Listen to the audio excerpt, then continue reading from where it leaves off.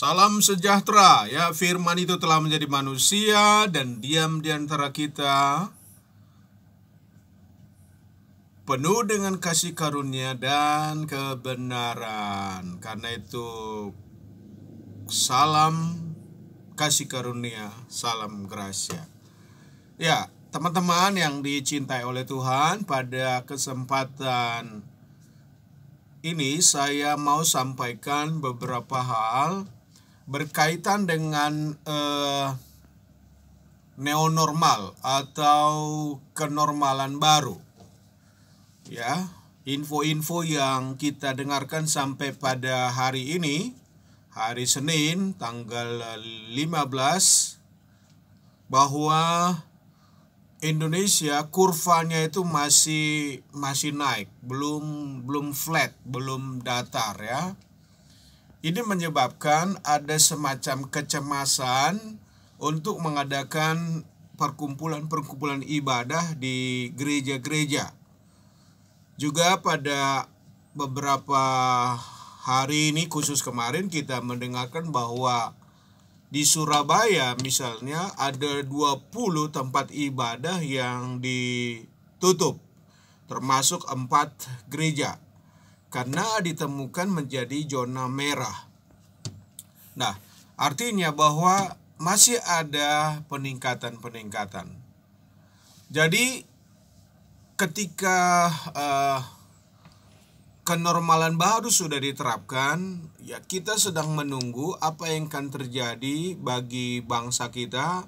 Memang sepertinya pemerintah kita sedang berusaha mengatasi krisis yang ada di negara kita ini, khususnya krisis ekonomi. Kalau tidak langsung ditangani, kalau tidak ada hal yang baru atau normal baru, maka disinyalir maka akan terjadi penurunan ekonomi kita, dan itu krisis. Bagi kita sebagai anak-anak Tuhan, sebagai hamba-hamba Tuhan, dalam pemikiran saya ada 3 hal yang terjadi bagi manusia, sikap-sikap manusia jelang kenormalan baru ini, atau masa situasi ini. Yang pertama adalah orang menjadi stagnan, mogok, tidak mau jalan lagi, karena lama-lama jadi terbiasa di rumah, lama-lama tidak bergerak, akhirnya ya dia tidak bisa berbuat apa-apa lagi, ya. Namun ada nomor 2, yaitu tipe manusia itu dia masuk pada kategori mundur, ya. Mundur dari pelayanan, mundur dari iman, dan kemungkinan ini bisa menjadi benih pemberontakan pada pemimpin, karena situasi itu membuat dia sangat tertekan. Untuk apa saya lakukan sesuatu? Tapi karena situasinya terus saja begini, tidak ada perubahan. Nah, tapi ada sifat atau tipe manusia pasca COVID ini nanti adalah dia tetap bersemangat bagi Tuhan. Malah digunakannya kesempatan ini untuk terus-menerus makin dekat pada Tuhan, makin giat. Dia berkata dalam dirinya, ini kesempatan kita menabur, kesempatan kita akan menuai. Dan saya sangat setuju, sangat sepakat dengan orang-orang yang punya sikap menghadapi situasi ini, yaitu nomor 3 ini. Tetap komit, tetap semangat, karena dalam firman Tuhan dikatakan dalam Roma pasalnya yang ke-12 ayat 11 dikatakan, janganlah hendaknya kerajinanmu kendor. Jangan kendor.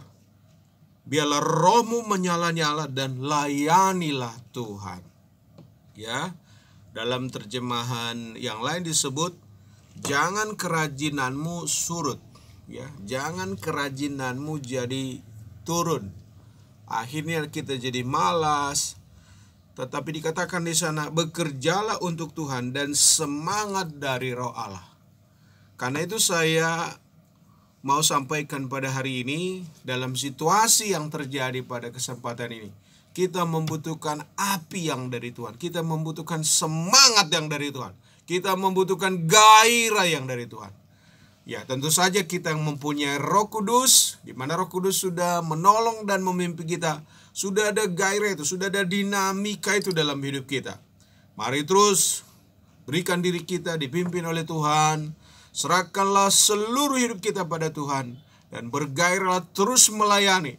Situasi boleh makin buruk. Situasi krisis bisa terjadi. Tapi mari dari krisis demi krisis terjadi, kita jadikan itu sebagai tempat untuk kita berlari. Makin semangat melayani Tuhan. Makin setia datang kepada Tuhan. Dan dengan demikian, Tuhan akan terus membaharui kita. Api yang segar diberikan pada kita. Sekali lagi firman Tuhan katakan, jangan hendaknya kerajinanmu kendor, tapi hendaklah rohmu menyala-nyala. Layanilah Tuhan.